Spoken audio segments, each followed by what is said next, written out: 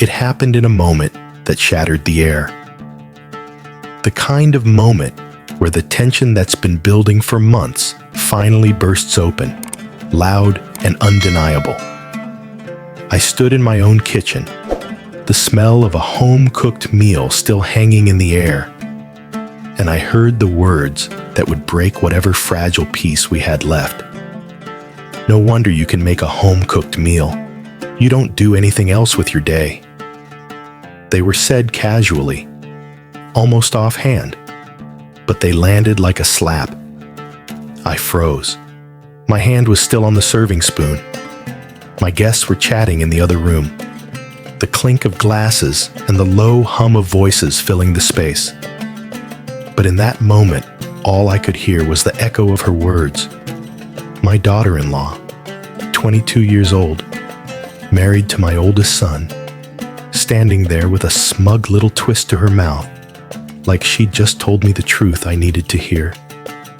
Something inside me snapped.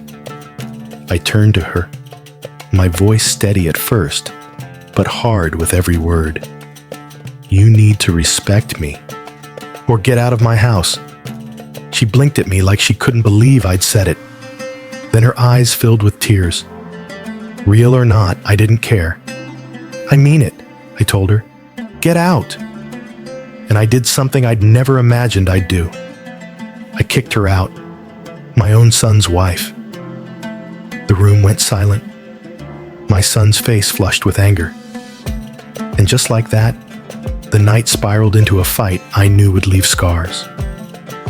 I'm 39 years old. I had my kids young. I've been with my husband for decades now, and I've been lucky. He's successful enough that I've never had to work outside the home.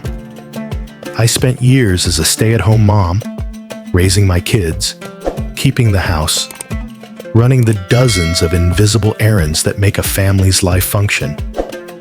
When my children grew older, I had a choice: start a career from scratch, or continue as a homemaker and use my time to give back to the community. My husband and I decided together. I'd stay home, but I wouldn't just stay home. I became deeply involved in local volunteer work, making our town just a little better in the quiet, often unseen ways that matter. It's a life that works for us. It's a partnership. And then my son got married. I was genuinely excited to meet her. Having raised only boys, I thought it would be wonderful to welcome another woman into the family. I imagined spa days, shopping trips, cooking together. Those little girl time moments I'd missed out on for years.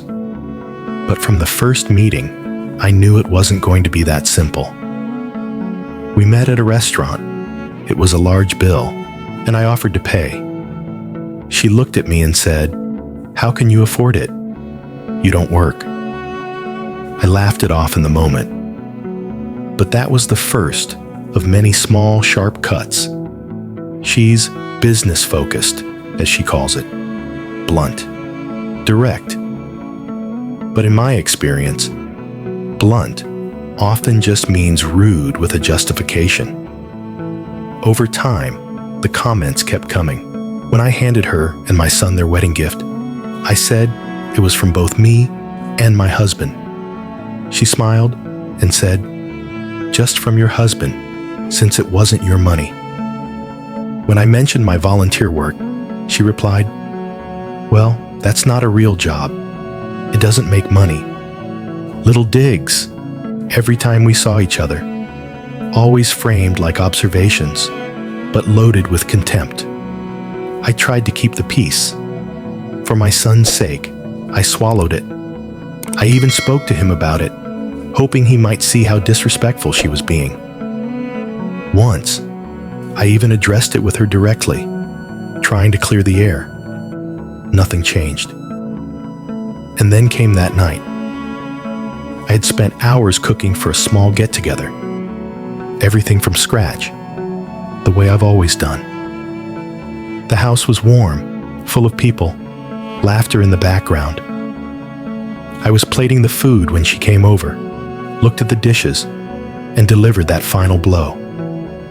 It wasn't just the insult. It was the dismissal of everything I'd built my life around, the work I do, the value I bring, the way I've chosen to live. I'd been patient. I'd been polite. But patience has a breaking point. The words were out of my mouth before I could second-guess them. I told her to respect me or get out. And when she didn't, I showed her the door. My son was furious. We argued. He called me a huge asshole. And in that moment, I realized something I didn't want to see. He's been enabling this, maybe even agreeing with her in private. He says it's cultural, though she was raised in the same country as me, the same background. To me, there's nothing cultural about being cruel. After she left, the evening collapsed. People made excuses to go home early. The kitchen felt cold, despite the food still steaming on the counter. I could still hear my son's angry words in my head. Later, I sat in the quiet of the living room, thinking about all the years I'd given to raising him, the sacrifices I'd made so he could have the life he has now, and how quickly he'd taken his wife's side, no matter how she'd spoken to me. Was I harsh? Maybe. Did I embarrass her? Probably. But do I regret demanding respect in my own home? No. Because here's the truth. My life, my marriage, my choices, they are mine. I don't owe anyone an explanation, least of all someone who can't be bothered to extend basic courtesy. Still, the silence between me and my son now feels heavier than I expected. I don't know when, or if, it will lift. So, am I the asshole? You know, I've been thinking about this one.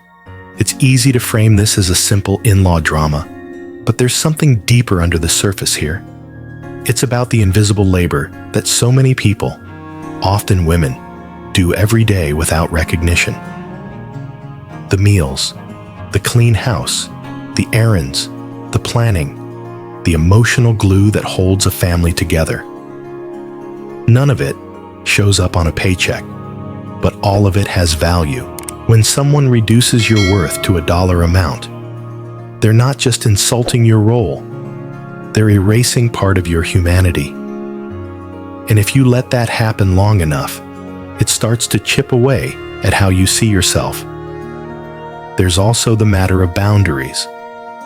We teach people how to treat us. Sometimes, that means calling out bad behavior, even when it risks a relationship. Sometimes, that means making someone leave your home, because you know that if you don't, you're telling them their behavior is acceptable. It's not easy. It's not without cost.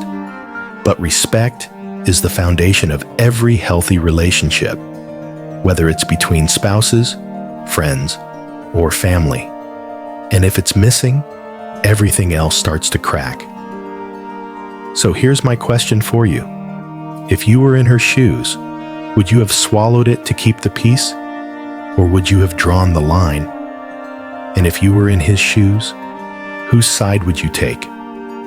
Let me know. Because I think the answer says a lot about the kind of person you are.